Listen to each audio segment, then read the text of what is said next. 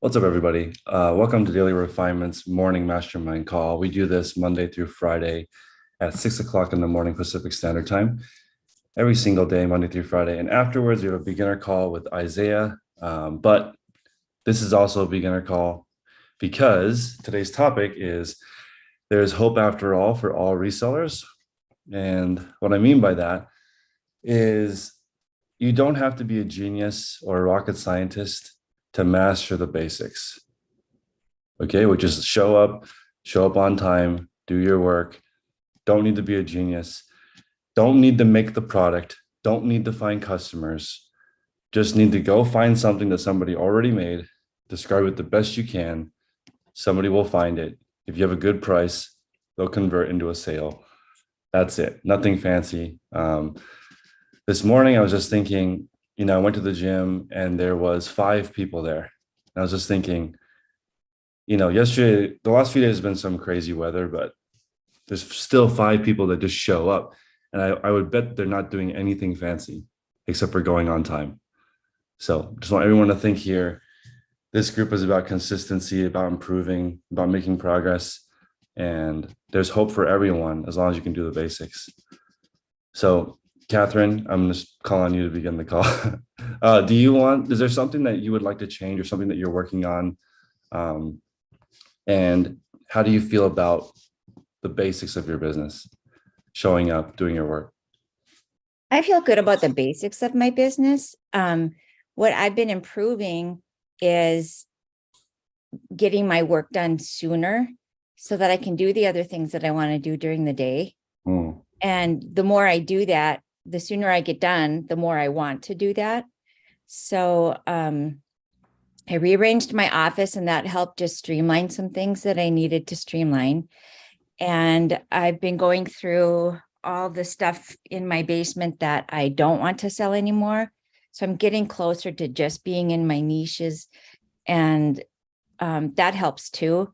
But I find that I'm kind of down to the last few tubs of things that I want to get through, and I don't even want to list any of them because I just want to be like in my niche, because it's so much easier to just go from beginning to end when you do the same thing over and over again. It's just so much cleaner and quicker. And then I do have time to do other things. I mean, I got everything done yesterday sooner than I ever have.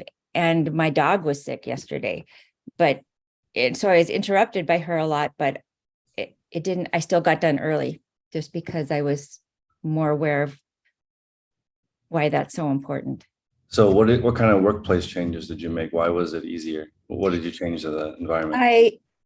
I moved. I had my big board that I put my clothes on to take photos by my window that's behind me. And it was light would come in and then stream across the clothing. And then it looked like it was bleached in the pictures, or, there were spots in the pictures. So I was putting off taking pictures until the sun had moved instead of just moving my clothing board, which is so dumb. Why I didn't do that sooner, but sometimes it's just those little changes. Also, the poly mailers that I put the clothing into, I moved closer to the board so I can just go from board to poly to the tub. And it's amazing how even those little steps can save you time. And then taking pictures sooner, because I moved the board, I can take pictures in the morning right away, which I wasn't doing before because of the sun. So now I just get that done faster, and it just feels like everything else is faster because of that. How many people here take their pictures in the morning? Just curious, because I feel like that is a huge hack. Pictures are the most physical part of eBay. So I feel like that's something that really, really helps and I was taking them in the afternoon. And I think part of it too is I was feeling like, well, pictures don't take me that long. So I have all kinds of time in the afternoon. So I'll just do it then. And then I was discovering that I wanted the afternoon to do other things. And if I get them done in the morning, I can go right to listing. If I don't have them done in the morning, I can't list them. So if I'm waiting to the afternoon to take pictures, that means I'm listing later. And that was stupid on my part. I just needed to do something different. And I wish I had done it sooner. I love it. Matt, did you say within 5 minutes of waking up? Yeah, I walk straight downstairs and start taking pictures. Damn. And That's awesome. If I do it that way, I get so much more done. And like piggybacking on what she was saying, like I haven't necessarily built up I'm working on a draft bank, but it's more a scheduled listings bank. And in the last since last Tuesday, I've got 6 days ahead now, and it just makes the workday so much easier to already have the listings up for the day when I wake up. So it's never a stress now to do more, because it's not like if I run into an issue throughout the day, I have to stay up late or work longer, because that's already done. So every day that I'm working, it's just to get more and more ahead, which the stress level is way less now. Are you And Matt, listing? I would add on to that too, that one thing adds to another. So you take pictures in the morning. Well, now you can list sooner. And because you can list sooner, you can probably add some listings on to your draft bank or your scheduled listings and move into that direction. So everything moves forward. It's domino effect. Except I can't do it right after I wake up. I got to have coffee. Sorry, Matt. Matt, what happens in that first 5 minutes? In the first 5 minutes? Yeah, before you start. I walk downstairs, I drink a glass of water, and then I got to walk to the basement. Okay. Sometimes I start the coffee for my girlfriend if she's going to be waking up soon, so it's ready when she wakes up. Yeah. But then the first 5 minutes, I dread my day. Then I start my day. I would like to just get rid of that, but I wake up 4:45. I'm like, I don't want to do this until 4:50, and then I do it. But I wish I could just. This morning, I was just thinking at 4:45. I was like, I could just get up right now instead of torturing myself for 5 minutes before I get out of bed, because there's no reason to just sit there. But you actually get moving, get a glass of water, being productive in that 5 minutes. So I really like this. But two other things. Can I add two more things that have really helped my mornings with it? Is one is having my items that I'm going to take pictures of set up and ready to go. Because if I have to, I'm not the most organized person all the time. And if it's not ready to go, it's just like, it'll be like analysis paralysis of what to do. And I take pictures with my phone, and I finally broke down and got a lanyard this past week. And that's made my picture process so much easier too. I don't have to put the phone down when I'm touching the clothes or anything. The phone could just hang. You know, Matt, that getting ready for the day, like for example, I can now, this helped me a lot. I can get dressed in the dark because I set the clothing out the day before right next to my bed. So when I wake up, I'll just step directly onto my gym clothes, and I can get dressed in the dark because I put the clothes in a certain way. And that really helped, because before, like trying to figure out, and my wife tried to help me. She actually installed a motion sensor light in my closet, so I could open the door and it would just have a small light where I could get dressed. But even better, I just skip that and just put it on the floor. But I get you. The night before, if your stuff is prepared, you can start the day right away. And before we go to Beth, Nessa says, now this makes sense. I always do it later in the day, but it makes sense that I have more energy in the morning. I 100% agree with that. I think people should do the hardest thing in the morning. Beth? Yeah, I was going to say, I have to give a shout out to, I believe it was Max, but it might have been somebody else, that they showed a rolling cart that their wife had bought them, that they keep all of their supplies in. And so the other night I got a phone call from my daughter saying she was going to be at the house in 2.5 hours. So I did the 2-minute tidy, and my workspace is in the dining room. So I was really easily able to take that and roll it into my room where I store my stuff. And since I've had it, the number of footsteps that I'm walking is dramatically reduced, because I'm kind of like, my husband calls me Einstein. I just put things down like whatever flat surface they're on. And I was like misplacing my scissors and, you know, the numbering system and all of that. And I did also buy like a lanyard for my phone, and it actually has trained me, and I haven't lost my phone, and I took the lanyard off. So it was somehow like building that habit of having it like right with me. So, I mean, that like habit has fixed things that I've been working on for a year. So having it all in one place, but movable, which is just awesome. And I do my pictures. I get up in the morning when the sun rises. That is how my alarm is set, because my dog wakes up when the sun comes up.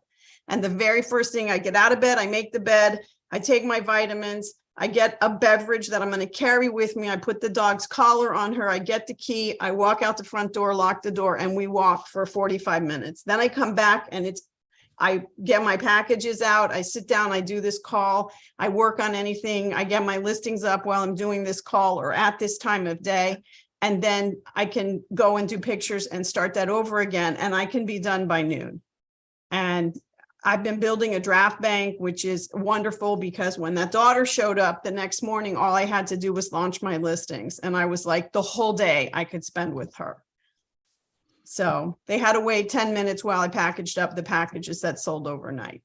And I was good. So yes, habits. It's the habits that are making it. But it did not come easily, Chris. I am just squirrel brained, but it's getting there. And I'm so excited, because the afternoon is then going to be devoted to all of the things that I haven't been getting to, because it took me all day to list.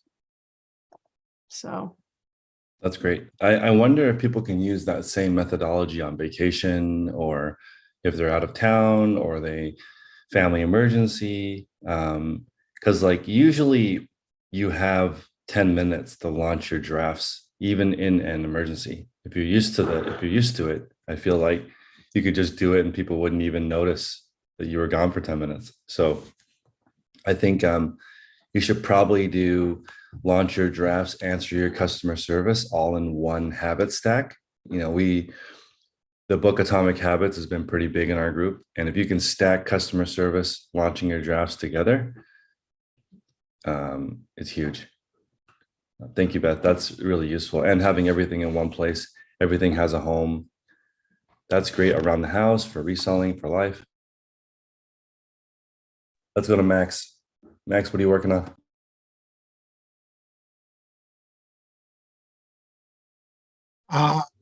I would say my main objective is better sourcing and getting on more with the sourcing. So I've done pretty good with my consistency, staying up in the morning. And I totally agree. Getting my listings done in the morning is, I would say, 75% faster than doing it any other part of the day, especially at night.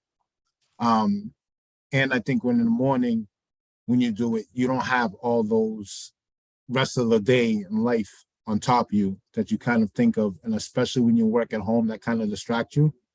Like a lot of people say, like, oh, you got to do the dishes, or you see the trash, or, you know, stuff like that. So like getting up in the morning, getting it has been great. So I just getting up more sourcing, getting better quality items, and working on my numbers. That's my focus for this week. So I have a question for everyone from Linda. She says, now that scheduled listings are free, why would we keep drafts? That's a good question. Now that scheduled listings are free, has everyone just switched to scheduled, because then you don't have to touch it again, and you could just try to get further and further ahead? I believe you can get 21 days ahead. So go ahead. Can I chime in? Mm-hmm. My goal is to get to 2 weeks of scheduled listings and then use the draft bank in case something happened, like a medical emergency or anything, where it's going to be something longer, where it's just set there. The other thing I was thinking about, since I'll do seasonal clothes, so like I still have a lot of jackets that aren't listed yet, so I might keep those in storage until probably like September, and then put those in the draft because they stay for what, 40 days. So, because drafts don't expire for 30 days, right? 30 or 40, I think. Yeah. I think that makes sense too. And you can always bulk edit your drafts to extend the time if for some reason you need longer than 30 days. But I would be careful because sometimes after 30 days, the photos start to disappear. Sally uses drafts for work in progress. That might be a good tip too. If you are struggling with a listing, like pretty much everyone has come to the realization that something you don't normally list messes up your entire day, right? So what if it's in your queue, you take photos, then you just leave it in drafts after you make a listing, finish all your normal work. And if you have extra time at the end of the day, you can do your squirrel brain at the very end. If not, it doesn't mess up your entire day, because that's what happens to people. They get in a flow and they list something that they don't know the item specifics. They go down a rabbit hole. 20 minutes later, they're still not done with that listing. I do that when I have pictures that are missing or I need a better picture or something too. You just I skip. just leave it there because I don't want to stop my listing process, and I'll Yeah. do it at the end. That's like skipping a question on a test and coming back later, Beth. Sometimes when I'm outsourcing, if I come across a brand that's in my niche, but I don't know, I'll like look it up and then I'll just hit like sell similar off of it and just leave it because I've already looked it up. So then I can just come back with that exact title, search it again, it'll come up and I can, work on comps that way. And that's, and then it also is like, if I just picked it up, it's because it's really valuable. Because I'm not picking up junk, you know what I mean? So I'm working from my pile of stuff I already had, plus new things that are better items, and I can mix them in. But anyway, I just, when I'm comping it in the store, sell similar, save a draft, and move on. Makes sense. Kayla says she needs to be further out than 21 days for maternity leave. That makes sense. Guys, I'm excited to announce I get paid maternity leave. As an employee of my own company in California, I get 8 weeks at 60% of my paycheck, which is weird. When you work for yourself, getting paid from the government is very odd. So, but I just want to like remind people, when you guys do, when you plan your day, like as an entrepreneur, when you decide this is what I'm going to do, I'm going to work for myself, you get to choose everything. So I feel like the extra pain in the asses that come along with running your own business are worth it, because you get a totally different, you get to choose everything, including how big of a pain in the ass you want it to be. Everything. Let's see. So we have a $99 tier call. If you were kicked out, it's because your name didn't match the email. So I have to verify to let people in that call. So if your name is 1237, I don't know who that is. So make sure that when you join, it's your actual name and you won't be kicked out. Okay. Let's see. Mark says he makes a full set of drafts for the day and then bulk transfers on the schedule list. That's a really good idea.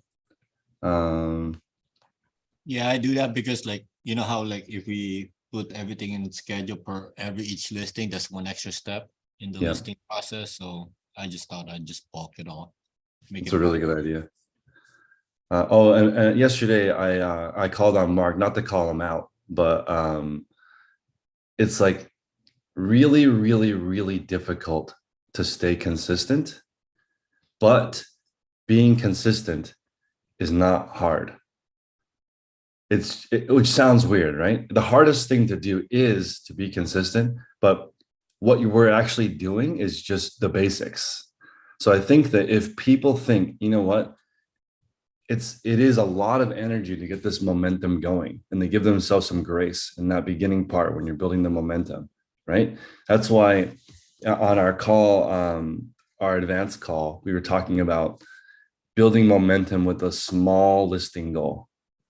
5 a day, 10 a day, 1 a day, and if you want to be froggy, add more of the draft bank, add more of your scheduled.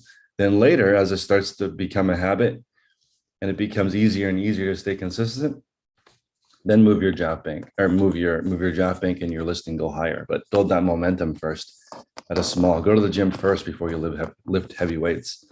There's always going to be someone lifting more than you. And I'm not embarrassed to lift 5 pounds at the gym and someone next to me is lifting 500. I'm not embarrassed because they're just further along on the journey than me. It takes a while. Sally.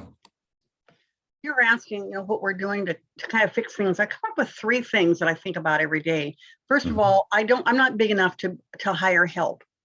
So I thought, when I'm on vacation, why do I have to stop? Because I can't ship. So instead, I've trained my brother-in-law how to ship. He comes down, he's been down a couple times. He'll be down 4 more. So if I'm sick, Bill's sick, or we're gone, that's because somebody can buy. It's the shipping that will trip me up. So I'm training a backup shipper because I can't afford to hire full-time help. Next, I really have sharpened my skills on sourcing. I don't go to the bins saying, as you've said, what am I going to get today? I go and I have a list. Today, I'm going to look for these brands of men's shirts and so forth. The third thing is, this routine thing, I kind of scoffed at it. I mocked you because I thought, I don't need a routine. But, I thought about it one day when I turned on the light. Why don't I invent electricity every time I flip the light switch? Because I don't have to. Yep. So once I get a habit that works, I put it now in the light switch category. You don't have to invent it again. Flip the switch and let the process happen. And don't, because I overthink things. I keep thinking, well, maybe today I'll look at this. No, if it works, flip the switch, don't invent electricity. Those 3 things have really helped me move forward so that I can complete my tasks without going crazy in a day, in the mornings. I think I spent a third of my life so far when I'm awake trying to invent electricity for no reason. It's been invented. Yeah, me too. I used to think routines were restricting. I don't think that they're restricting anymore because people are talking about being done by Angela's goal, be done by noon, weekends off. I mean, what is that? Can you imagine telling your employer that? I want to be done by noon and have weekends off, but I want the full pay. They'd be like, get out of here. There's no such thing as that. Done by noon, weekends off, but you have to sell a similar thing, right? You have to sell something similar that you know how to do. Can you imagine if you had a job and you were thinking, what am I going to do at work today? I wonder what my boss is going to have me do today. That is not how I want to go to work. I'd rather go to work and I know what my boss wants of me and what's expected. Seth talks about Steve Largent for a while. I think he's before my time. I don't know Steve Largent at all, other than you were telling me that he wanted to be like a photocopy day after day after day. And it makes sense. If you have a really good day, why wouldn't you want to repeat it? Actually, guys, do you know the definition of passion is wanting to do it again? Right? So like that makes sense. Passionate. You're passionate. You want to do it again. You just did something amazing. You want to do that again because to you, it's amazing. You had an amazing day. Why would you want to do something different?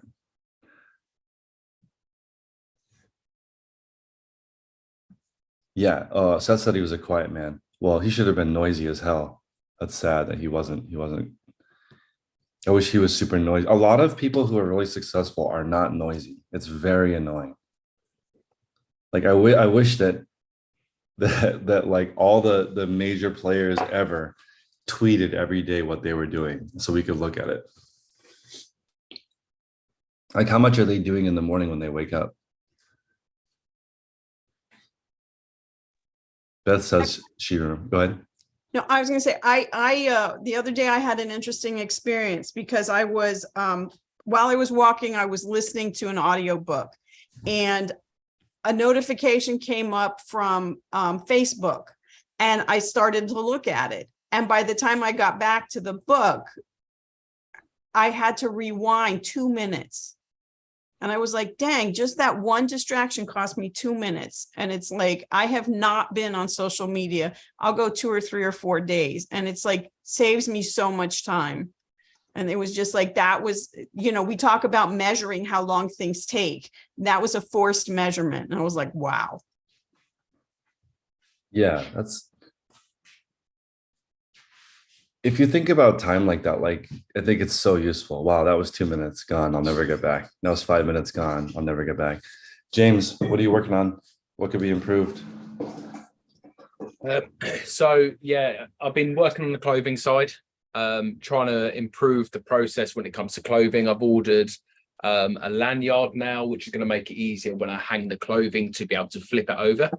So just trying to speed up on that side. But I feel I'm taking a bit more risk at the moment when it comes to clothing. And I think for me, that's going to be the quickest way for me to learn. So when I now go to the charity shops, if it's cheap enough and it feels good, the item of clothing feels nice, I will take the risk and pick it up. And most of the stuff I'm picking up at the moment is £1 or something, so it's not going to sink the ship. So That's great. I think it might be worth it for you, since you're an experienced reseller, to not necessarily pick up stuff that's cheaper. Like I made that mistake in the beginning of doing clothing, is just thinking that the dollar purchases don't add up. I wish I kind of had been a little bit more picky in the beginning and not focus as much on buy cost as sell price. Because like it's easy to think, oh, these 10 things are $1 each, so I'm only in at $10. But that's not thinking about which of these items sells for 30. Then paying 10 is fine if it sells for 30. So that's I think that is the fastest way to learn though. yeah, my model at the moment, it feels with clothing, is a lot of stuff I'm picking up is the 1 into 15 or the 1 into 20 kind of model. But then yesterday I picked up a jacket for £4 that could be £100 jacket, so it's a real mix at the moment. But for me, it's going to be a long learning process to get up to speed with clothing. But the one thing I will say is I now walk into the charity shops, and already straight away, although I've said I'm going to build clothing slowly, I go straight to the clothing now. So I avoid all the other categories. I go straight to clothing. And most of the time I pick up clothing and walk out the charity shop. So I'm not picking up the other stuff. But the one thing I'm finding is I'm enjoying reselling much more than I am just doing one process with clothing. So when I'm doing all my photography for clothing, I really enjoy it. And then when I come back to the desk to do the other stuff, I'm really dreading it. So I think the transition might happen a lot quicker than expected. Yeah, when you become clear on exactly what the process is, I think it'll be more enjoyable for sure. Yeah, I think it's not knowing exactly how to list it. That's the pain. Like when Isaiah said, the pain of learning item specifics prevents people from listing. Very cool. Thank you, James. Oh, we are doing this. We are going to take inspiration from your 24-hour draft marathon, and we're going to make a second room that's work only for the most part. So we're going to call it Shut Up and List. Mm-hmm. So people can create a session. So let's say Catherine and Lisa and Beth, they want to work together at 8 o'clock in the morning till 11. So they would schedule time together, go into the call at 8 o'clock. They would say, okay, we're ready to do this for 3 hours. Do it for 3 hours. At the end, check in with each other, see how it's going, and then move on with their day. So we have the regular 24-hour call. We can hop in and ask questions all day, chat. I call it the anything but work call as a joke, because it's like the opposite of working. And then the other call, which is the only work call, where you go, show up, say hello, how you doing, what's your goal, see you in 3 hours. And your 24-hour challenge, which is interesting, you got interrupted so much during it, versus like the true 24-hour would be hilarious if it was like, hey guys, see you in 24 hours, camera on, you work for 24 straight hours and then see what happens at the end. That's it is interesting, but that I wonder, did you calculate how many hours you worked of the 24? Yeah, I need to really go back through the stream and not watch the whole thing again, but try and work it out. It's really weird because my thought process would be the same. I wonder whether if I just worked straight for 24 hours, Whether I would have achieved much more, and honestly, I don't think I would have, because I think having people come in and chat was my little breaks, and it kind of broke up the time. Where I think if you list 12 hours solidly, I think your brain would just explode. I mean, tech probably does it easy, but for most of us, I think after about 7 or 8 hours of listing consistently, you just wouldn't want to do it anymore. So I think having people join the stream helped. But all in all, I mean, it's 140 listings. It was probably only 7 hours, 8 hours of true work, I would say, to do the 140. But that's as an everything seller. You know, if I was doing 140 items of clothing in 6 months' time, is that going to look a lot different? So I am planning on doing another 24 hours in the summer as well, just to possibly do 24 hours of clothing, just to compare and see where I get more done. And I think it would be entertaining if the new format, the 24-hour listing goal, there was no interruptions, just as an example. So maybe you did the 24-hour and then you did a recap of it. Because if I joined you, I would just sleep the first 8 hours. I would come and then wake up and then try and do it. Because I think that would be, you might be more effective in the 16 hours that you're awake after a full night's rest. And maybe you would take an hour lunch break, because that's part of it. Like I just asked ChatGPT how we can learn things quickly. And it said, set realistic goals, find a good teacher or mentor, practice regularly, don't be afraid to ask for help, take breaks, which is what you mentioned, and then reward yourself at the end. Did you reward yourself with the 24-hour challenge with anything? Yeah, I think the last hour of the challenge, all the work was done about 2.5 hours before the end, because I set the 140 goal, and after that I thought I could do some more, but I'm not going to. The reward really for me, it was just the satisfaction of achieving it, to be honest. I mean, don't get me wrong, I had a glass of wine for sure. But the real reward for me came through the next day when I had a 12-hour sleep, which was just crazy. But I felt awful the Saturday, and then Sunday back to normal, back drafting items again. So yeah, it was more of an endurance challenge for me, really. But I like the idea because Jen messaged me yesterday about the new room and said she's going to put the idea forward. And I said I'm all for it, of course. Would it be an idea to make that room where no one can turn on their audio? So no one has the temptation to join and come and chat. We thought about that, but it's okay to set the parameters of the challenge. Mm-hmm. Then I would turn the audio off. So what I would do is just leave the audio on when you're in this, and then when you're ready to work, I would turn it off, do it, and then come back. And I don't think it would work without setting a time. You have to say, we're going to check back in 1 hour or 2 or 3, and it wouldn't work alone. Yeah, you need to find somebody to do the group with you for that time, at least one other person. And that's the other thing about the 24 challenge for me, having Jen, Mark, Eduardo in there for the whole time really helps, because during them low periods, at least you can kind of say, how are you guys doing? What are we up to? Kind of thing. You just support and encourage each other. So I think it's a great idea. One thought before we go to Marquez. Today at 1:30 Eastern Standard Time, we have a card call. We're going to test that again for card sellers. There's about 30 people in the group that want to join that and talk about selling cards. We've done a few card calls in the past, but we're going to try to make one official. And also, if you guys know Pokemon Steve out there in Australia, let's try to get him to lead the Pokemon call. And we'll have Pokemon and sports cards, all cards in the group. Marquez Daily, what's up? What are you working on? Hey, what's up? I'm working on getting the draft bank. I have 0 in the draft bank. Yeah. But I've been getting my listings done.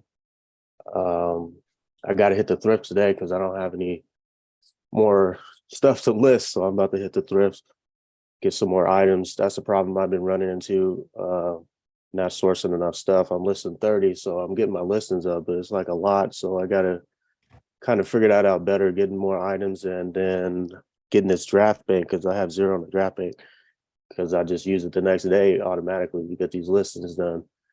And then also I'm working on today getting the rest of the stuff out of my storage that I'm not selling anymore, because I used to be everything seller. So I'm getting that cleared out because it's making my head go crazy. It's like half good with the new system.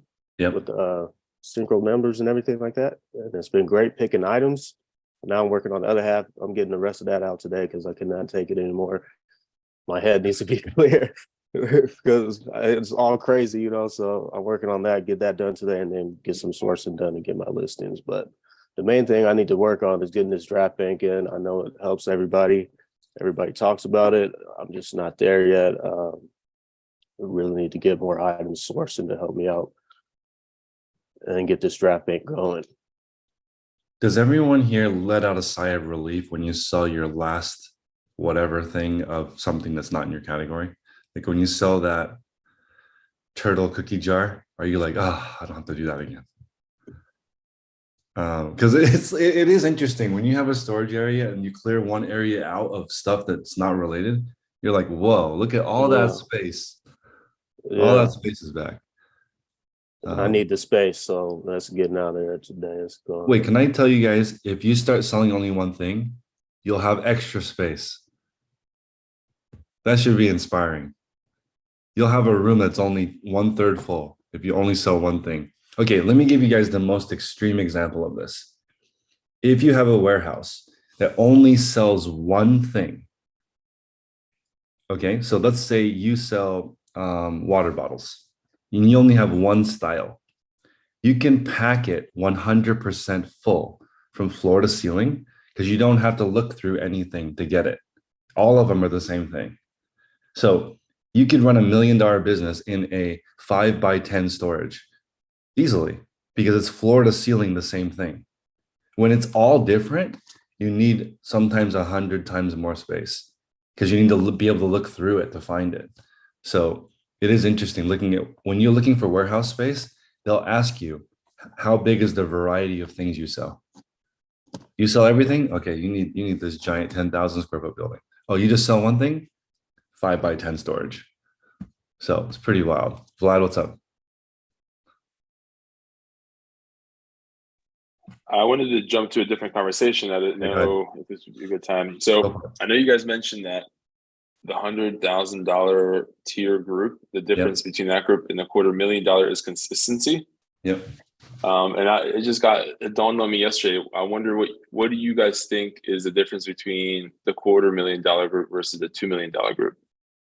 So on Tuesday, Tech added $100,000 a year call, $250,000 a year call, and $2 million a year call. The main difference between 250 and 2 million is that almost every day is exactly the same.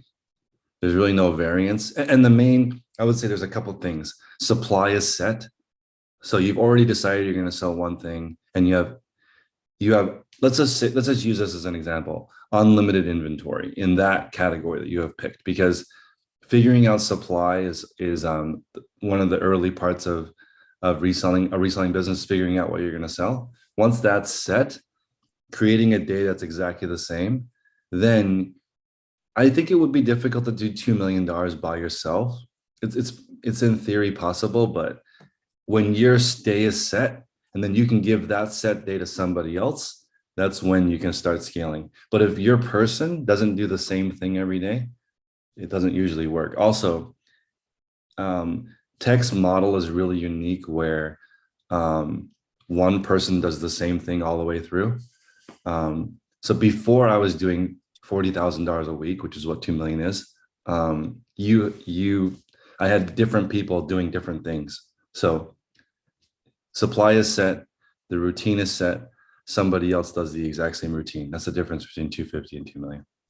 Chris, So how many people have we got in the 2 million call? I don't know, but when you guys apply, just DM Tech. He said he wasn't going to say Yeah. on Tuesday's call. Yeah. You guys can DM. It would be nice to know if there's 4, 5, 10, 50. Be nice to know how many people that actually are at that level in this group. You know what's wild? There might be 500 people in the 100K. I was surprised how many people I've never heard of in that call. So that's kind of mind blowing, because a few people have DM'd me that they want to be silent assassins and just like crush silently. I'm okay with that. I just wish that people that were doing well would share more, because it's inspiring to talk about people that make it work. I don't mind people wanting to stay anonymous. It would just not be nice to know how many anonymous people there are. That's all. Yeah, that's fair. So Alicia says, are most of the people in the 250 call group in one niche? I don't know if there's a single person that's in multiple niches. I think every single person's in one niche. And there's multiple people who have a listing goal of 15 a day. So that's, you think that you have to have a big listing goal to do a lot of money, but you don't really. 15 a day is probably good as long as they're good items. I think it would be really interesting to see like what characteristics of businesses like in each pool. That way you can almost create like little steps to get to the next level. Like what does this group have that this doesn't? And you guys will see that probably more than anyone, just because you guys talk to a lot more resellers than maybe we do, but it'll be interesting to see. And then you almost can create like a stepping stone plan of how to get to that next level. You know what I mean? What is Osborne the Thrift's name? Is it Matt? Do you guys know him? If you watch his Instagram stories, he talks about trying to get to $1,000 a day. $1,000 a day is like, oh, Tim, it's Tim. Thank you, Andy. So Tim, I met Tim and his wife at an event, and it was awesome. But he told me how difficult it is to maintain $1,000 a day as an everything seller. Because he's like, what'll happen is I can feel it happening. I can feel I'll do 1,000. I can feel that it might drop to 300 or 400 because the stuff that's going into my store is inconsistent. I can't, like, I'll go to a garage sale and find a vacuum cleaner, shoes, rare board game. The thing is, like, each day the input into my store is so different. I can't, and he'll like, for example, he'll do 1,000, and he'll say, like, on Instagram, in a week it will not be at 1,000 because I'm not putting in stuff now that will sell for 1,000 later. And that's the problem when you're trying to do 250K. The input has to be around, let's see, 250,000 divided by 365. It's $684 a day. It needs to go into your store. When you sell random things, it's really hard to consistently put $684 worth of stuff in your store every single day. It makes it really, really hard. But I love it. I love thinking about how to do it. So I wanted to give you guys one more thought from the bin store, because yesterday I watched Lindy Glenn's video on how she has a bin store and it's struggling. Yesterday I was talking to a supplier that said that Tech selling 250 items a day just in his eBay store, he outsells some people who have 10 bin stores. Because what happens is, in a bin store, you order a pallet of returns from Amazon, you put it in the bins. The first day it goes wild. There's a line around the door. Everybody goes in there and buys it. By the last day, they're not getting 250 sales a day. It's a ghost town. And they have that huge issue of getting rid of that inventory at the end so they can bring in another truck and start that process over again. It's not the easiest business to run. But yeah, I saw her talk about maybe jumping on Whatnot. I DM'd her on Instagram. Hopefully she reaches out. I was thinking about the, like, when you have an Amazon return company, think about how varied that stuff is. It comes in, you have no idea what it is. It could be a purse. It could be, like Lindy said, tons of expired COVID tests that are level 1 and you're required to destroy. I mean, like, from COVID tests to Gucci, you can actually buy Gucci on Amazon. So, like, are you kidding me? That variance is so high. And that's why they can't do 250 a day. But Tech sells the same thing every day. That's very different. So I thought that's why it's so difficult to be consistent. If you guys just write down this one sentence, if you do something different every day, how can you be consistent? It's so hard.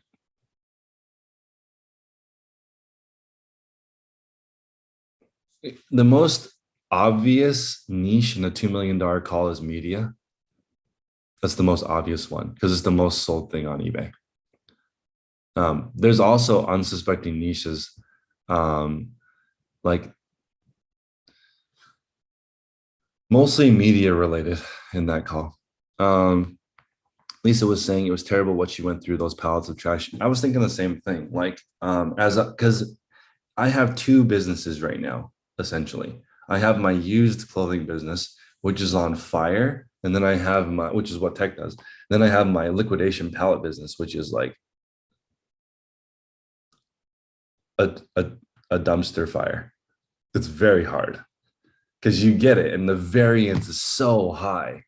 Like you can get like amazing stuff, terrible stuff. I think I have Lindy's phone number, but I think she'll reach out to me. Or hopefully she at least responds to me. If she leaves me on a red, that's going to be sad. But I like yesterday it occurred to me, like, if I just sell dresses, I think my whole life will become a lot easier. Just dresses is a competitive advantage because it's hard to sell dresses. It's hard to photograph them. A lot of people don't like to sell dresses because of the amount of work, but a lot of people don't like selling t-shirts because it's a good amount of work to start. But hard goods, I feel like that's the easiest thing to start selling because you can go to a garage sale, take a picture of a video game. It's pretty much all listed. The item specifics are very difficult to screw up. Take a photo, good price, it'll sell. But you want to get into a niche, it takes time to set it up. Mike, what's up? Hey, Chris. Kind of stepping back a little bit, I think it'd be kind of interesting to if you could create a kind of a profile questionnaire that could be filled out anonymously about everybody's, how much, what their niche is, what their store gross is, how long they've been selling, kind of a profile of them as a seller. What made me think about this when you're talking about this was Dave Ramsey did something with millionaires. Yep. And I can't remember how many millionaires he did a questionnaire for it. And some of the things were surprising. Some of the things were assumed like, oh, people are born into the money. But it turns out most millionaires are not. They're broke. They're self-made. Yep. They didn't take loans. They did it with money. They paid cash. They don't drive nice cars. Yeah.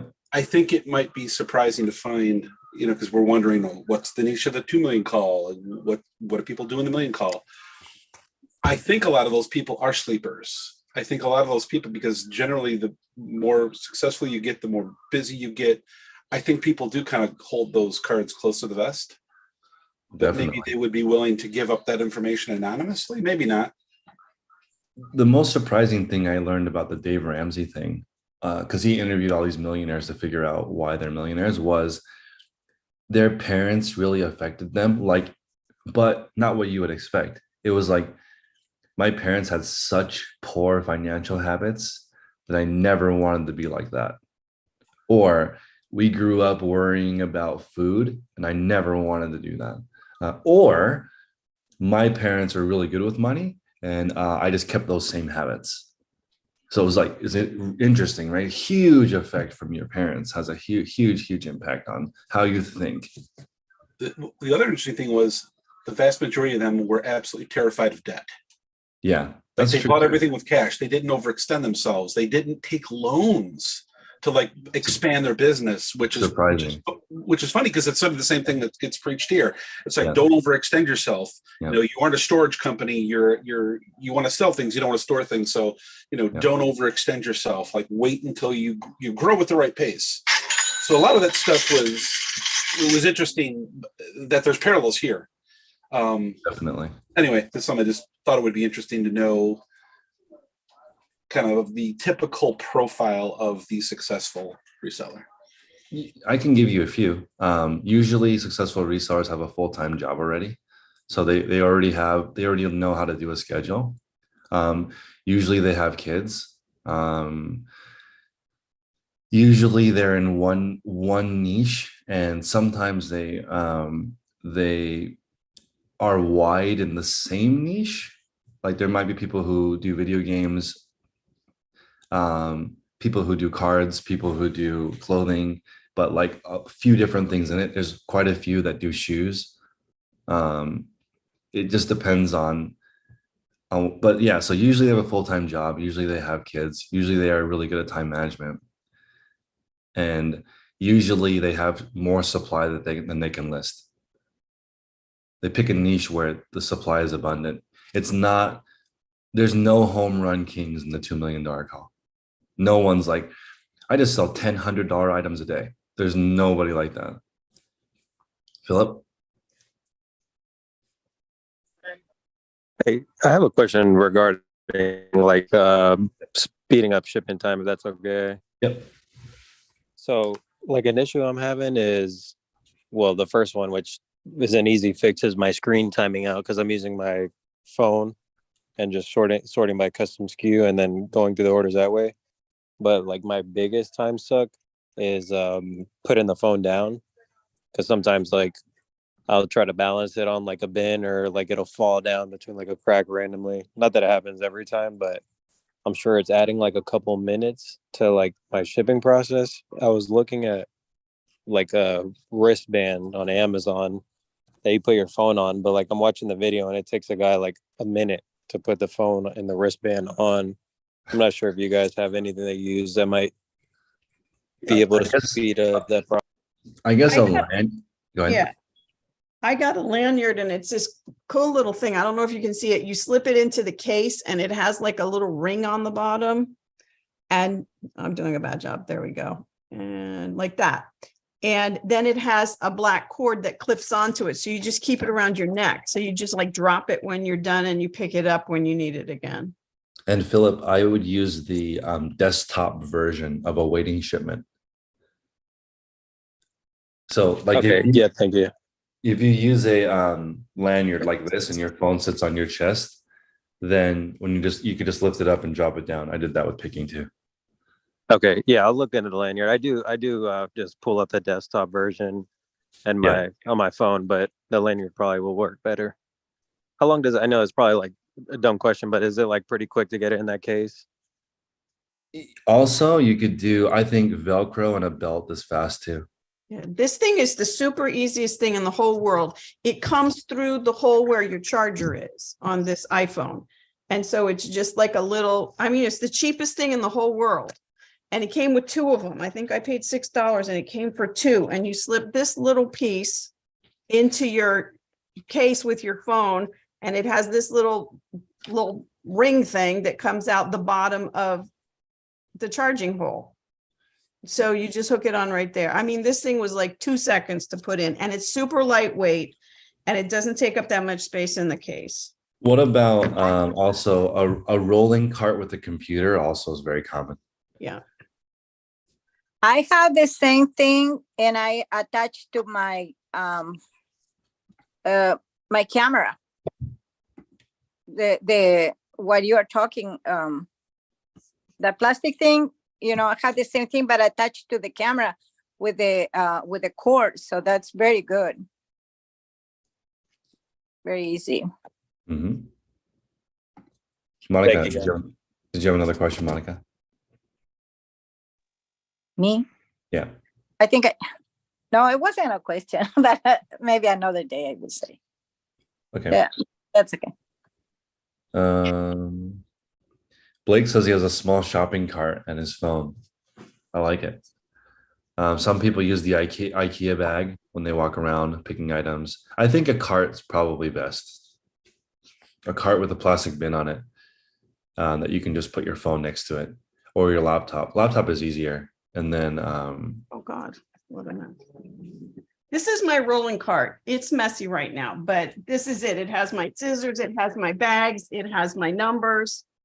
As you can see, I have a bunch of other junk there, but that's my workspace there. The things I'm going to take pictures of, they're all steamed and everything ready to go. Yeah. And there you go. But this is it. It has, let's just see if I can lift it. It has 4 things. Wait, So- where did you get that? I got it off of Amazon. One of the people in the group put the link in the chat, Okay. and now I will blur my messy room again. So They have that at a 3-tier one at IKEA for $50. So I wonder what the no, yeah, it was I less guess than that. And it comes in different colors, and it has little pockets on the side that you can stick like your tape measure in or stuff like that, your scissors. So when I'm neat and organized, you know, when I reset to 0, it looks beautiful. Yeah. And I have things on there that are like stupid hard goods that I want to list. So when I'm like, I took enough pictures, let me grab this junk out of here. Let me take pictures of it too. But IKEA sells millions of them. It's insane. So that, you know, I was thinking you guys were like asking about niching down. I would be 100% happy if my entire life was just selling that cart. It's so freaking useful. You know, you can put that anywhere. So, I mean, those things are everywhere. Like we have one for diaper stuff, baby stuff. You have them in your kitchen. You can put it in your pantry. There's like so many different places you can do it. Oh, wow. Angela said it's $32 on Amazon. That's a banger deal. Wow. Michael's and Joanne's Fabrics has the carts for $30. Okay, so very competitive, but if you wanted to enter the cart game, it would be crazy. Yeah, we'll get the link. The link is already in the Facebook group, but we'll add it. Let's see here. We get the. I just put the one I bought and it was somebody else put it in the link and I went to it. So, but feel free. I got nothing. Chris, you put it in there so you get a nickel off of it if somebody buys it. I get Zippo. Okay. Let's see.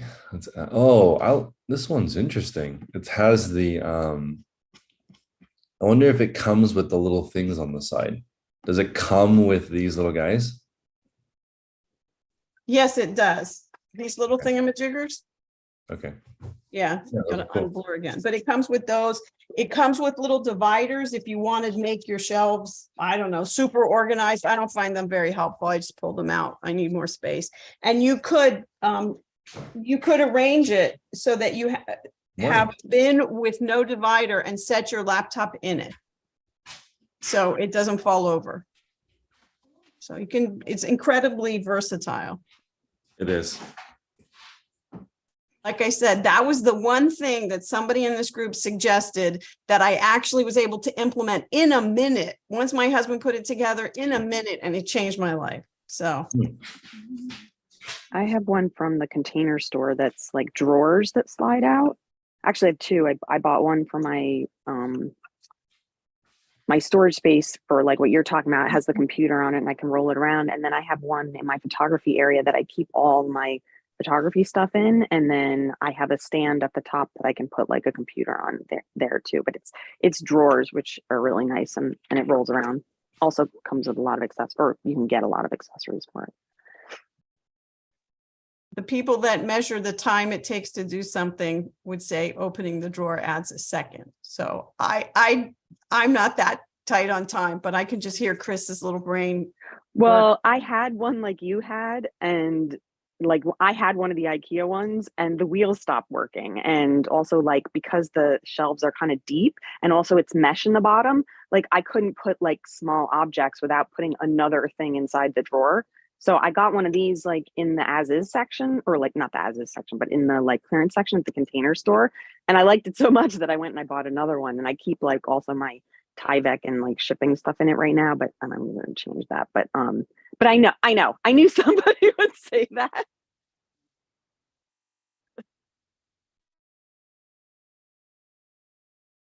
All right. Let's see.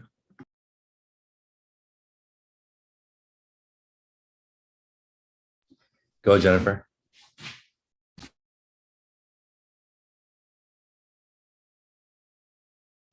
Sorry, I was trying to find I like to take notes when I join these. I'm interviewing, so I'm sorry my lips are so red for the morning. I feel like it's inappropriate.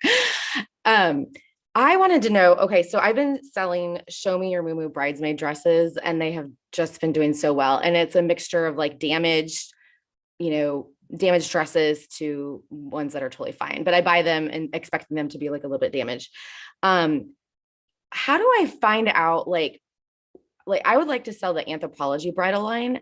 How do I have no idea how to even start making a connection. Like how do you do that?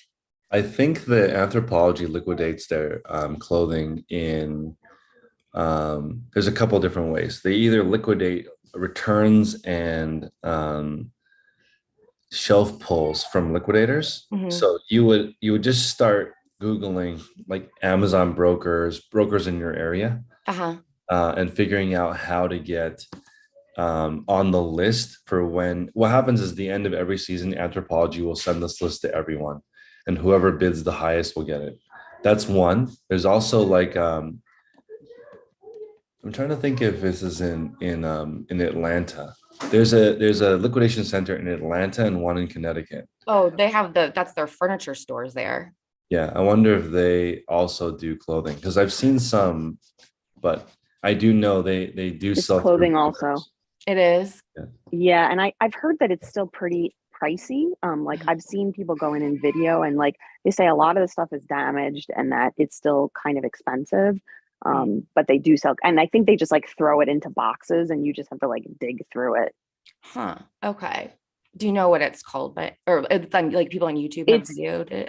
it's called, it does have a name. It's called, I've seen the home store, which oh my Is God, it Final I live Cut or there. Final Call, something like that? Okay. it's something like that. Yeah, and Okay.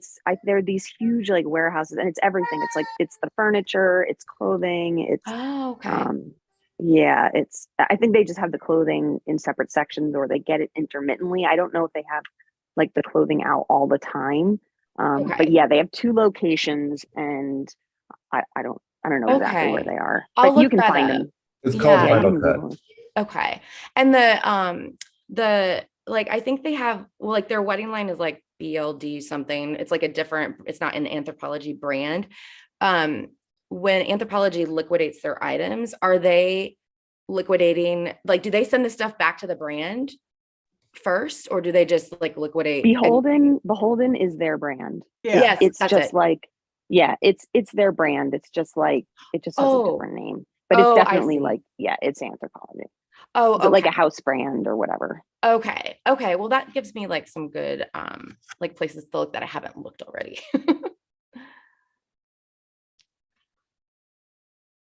I've also been trying to get that. Oh, okay. I think the contract, I think it might be in the millions. I'm gonna figure out how to get it though. Well, I was gonna Yeah, say I like was I gonna at say, least I bet want to it's know how to real get expensive. it. yeah, because I mean, like I could go to Atlanta and like handpick a couple of items, but I mean, Yeah. it would have to be like you would buy it and then I would buy it from you in a smaller Yeah, amount. I know. It's it is interesting because I would like to I'll figure it out. I will eventually figure out how that happens and how Free People happens and how some of the major brands liquidate. But Because it like is very expensive. show I me your would be curious about how some of the mainline bridesmaids dress things, like it seems like a Zazie or something like that. You should be able to buy a pallet of a Zazie dresses for like $3 a pop, yeah, something, and sell them for 25. Because my daughters have bought them off of Poshmark. yeah. They'll buy 2 or 3, and then they'll keep the one that fits, and the other 2 they post back on Poshmark. Well, I've been buying like I lost my job in January, so I just started like really diving into reselling. And so I bought the Show Me Your Mumu bridesmaid dresses for $13 each from Boutique by the Box. But I have no idea like where she gets them. And then like she's out. And I like buying the damaged ones because there's Where is so she much- located? New York. Because a lot of those warehouses are based here I'm in Southern California. Uh-huh. So she may be buying quote unquote from like sample sales, but not in New York. I think Show Me Your Mumu is based here. Yeah, I don't, and I talked to her one time, but I didn't want to like, I feel like that's like a line, you know, like where you don't really ask people that. So I didn't ask her, but I mean, I would love to sell their, you know, their damaged clothing forever. I mean, people will love it. And most of it is like makeup that you can just wash and get out. But Yeah, I do that. I do that with I have a couple denim. I have couple denim brands, and I have a couple other clothing brands that I buy damages, and you know, I sell them all day long. Like most of the damage is like a lot of it's so small that you know, the manufacturers can't sell it because they can't sell damaged product to like retailers, but like but to the consumer, most of the time they don't care. Like, I mean, especially if it's easy, something easy to remove or easy to fix, like or not very noticeable. That people don't care. Like, I mean, literally all day long I sell stuff with flaws. And that's why, like, I think, you know, they talk a lot in the group about like not listing things with flaws, but I think it depends on what it is too. Like, well, I mean, and if it's you a have to like desirable brand, declare the flaw, right? Like, so when yeah, I first started,